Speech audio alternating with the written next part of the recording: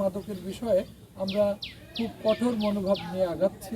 আমাদের আগ্রহ জায়গা হচ্ছে যে সমাজ থেকে মাদক কিভাবে মুক্ত করা যায় বা নির্মূল করা যায়, সেই লক্ষ্যে আমরা ক্রাশ প্রোগ্রাম হাতে নিয়েছি।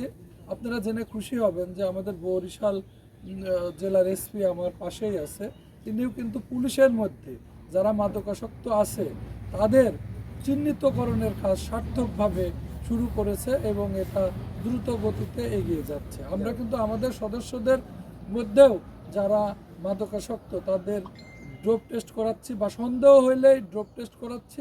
ড্রপ টেস্টে যদি পজিটিভ আসে তাকে কিন্তু বিভাগীয় কঠোর শাস্তিমূলক ব্যবস্থা নেওয়া হচ্ছে। হয়তো তাদের চাকরি থাকবে না আমাদের এই ইসে। এটা কেন?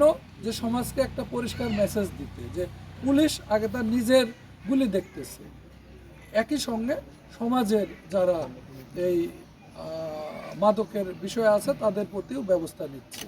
এবং আপনারা জানেন মাদকের শুধু ক্যারিয়ার না, আপনাদের মাধ্যমে আমার আবেদন থাকবে যে সকল স্তরের সমাজ এবং সবাইকে সহযোগিতা করতে হবে এই মাদক নির্মূলে। এটা পুলিশের একার বিষয় না, সবাই সহযোগিতা করলে, তথ্য দিলে এবং অন্যান্য মানসিকভাবে সাপোর্ট দিলে এবং মাদকাসক্তকে সামাজিকভাবে বয়কট করলে এবং সবথেকে বড় কথা যে মাদকের শেল্টার দাতা তাদেরও যদি সামাজিকভাবে বয়কট করা যায় তাহলেই দেখবেন যে একটা সামাজিক আন্দোলন গড়ে উঠবে।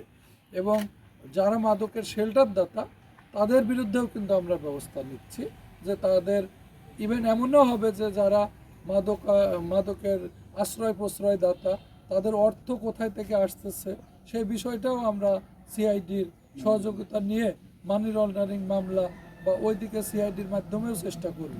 কাজে আপনাদের মাধ্যমে সমাজের কাছে আমার পরিষ্কার মেসেজ, আমরা মাদক মুক্ত সমাজ চাই।